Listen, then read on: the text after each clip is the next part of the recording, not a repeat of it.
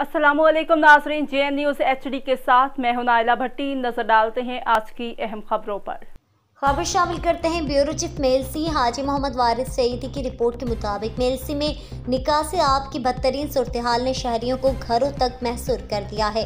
बल्दिया मेलसी मुकम्मल तौर पर नाकाम हो चुकी है।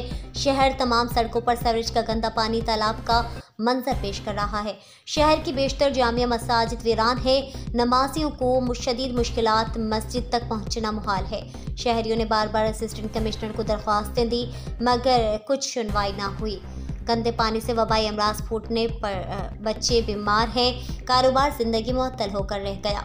मकामी मुंतखब सियासी नुमाइंदों ने शहर को इंतकामी सियासत के नज़र कर रखा है। सहाफ़ी वकला और ताजिर तंजीमें शहर के मसाइल के हल के लिए किरदार अदा करें। वज़ीर आज़म, वज़ीर आला, कमिश्नर मुल्तान, डिप्टी कमिश्नर फौरी तौर पर नोटिस लें। शहरियों का मकामी बल्दिया मुलाजमीन की फौरी बरतरफी का मुतालबा।